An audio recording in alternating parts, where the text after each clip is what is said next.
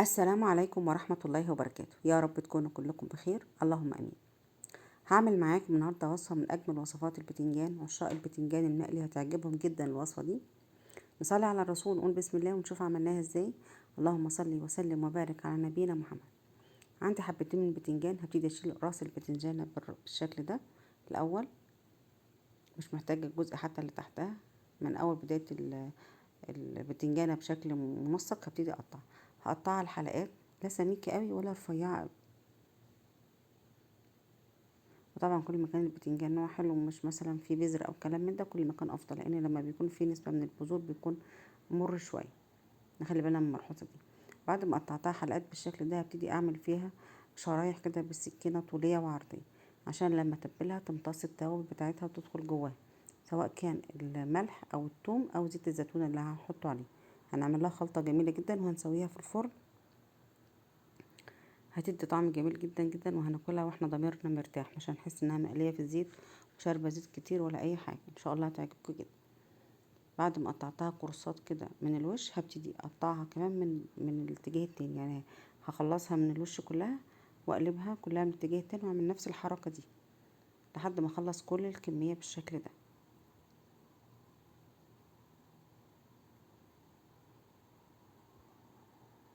بعد ما خلصتها كلها تقطيع هحتاج 4 فصوص كبار من الثوم او 5 فصوص. ههرسهم كويس. هنزل عليهم بنص معلقه صغيره من الملح ومعلقة صغيرة من البابريكا، ممكن يكون نصها حلو ونصها حامي، وعليهم معلقتين كبار من زيت الزيتون. وهقلب الخليط ده كويس على بعض.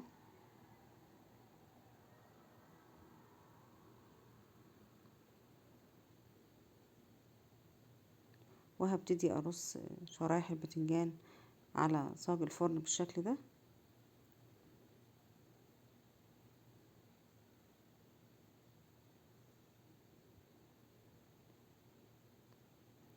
وادهنها كلها من الصوص اللي انا عملته. اخد جزء بقى من الصوص اللي انا عملته كده وزيت الزيتون، وابتدي افرده واوزعه عليها بحيث ان هي تمتصه وينزل من الفتحات اللي انا عملتها في شرايح البتنجان.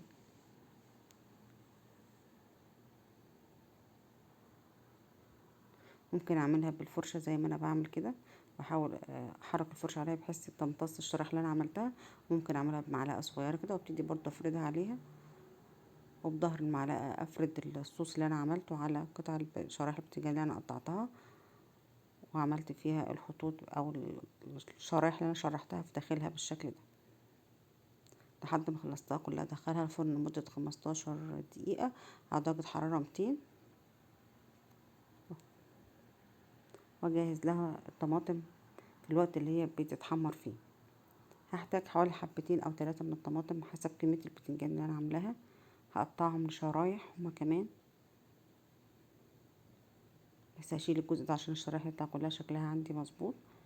وهبتدي اقطع شرايح الطماطم بالشكل ده. كمان شرايح الطماطم لا سميكة ولا رفيعة. ولكن انا اللي لاحظته في الوصفة دي لما عملتها ان كل ما كانت السمك اقل الرفع اكتر من انه يكون اسمك كل ما كانت احلى.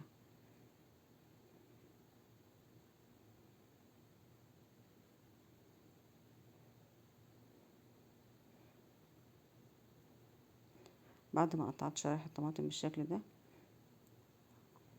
كمان البتنجان هو كمان طالع من الفرن شكله وريحته جميلة جدا كده. ممكن في المرحلة دي ممكن يتقدم للأكل، ولكن أنا هعمل له إضافة جدا جميلة إن أنا هحط شرايح الطماطم دي كلها على شرايح البتنجان. وهحاول إن أنا أحط كل شريحة طماطم قد شريحة البتنجان. يعني شريحة البتنجان الكبيرة أحط عليها دايرة طماطم كبيرة، شريحة طماطم كبيرة على قدها، والشريحة الصغيرة شوية أحط لها شريحة صغيرة كمان على قدها. زي ما انتم شايفين كده كل واحدة بحطها على قد الحجم بتاعها. بعد ما وزعتهم كلهم بالشكل ده ممكن احط رشة ملح خفيفة جدا على الطماطم. ممكن اكتفي بالملح اللي هيكون موجود في الجبنة الموتزاريلا او في الجبنة الشيدر او الرومي اللي انا هحط ايا كانت نوع الجبنة اللي انت هتحطيه.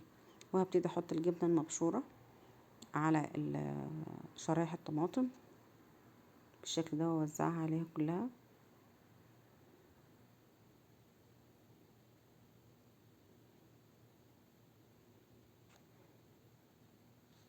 بعد ما خلصتها كلها بالشكل ده هرجعها الفرن. مش هتاخد في الفرن بتاع 5 دقايق، يدوب الجبنة هتسيح وتبتدي تاخد لون ذهبي خفيف.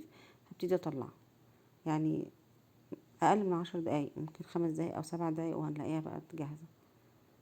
وطلعت بالشكل ده هبتدي اطلعها بقى واحطها في طبق التقديم.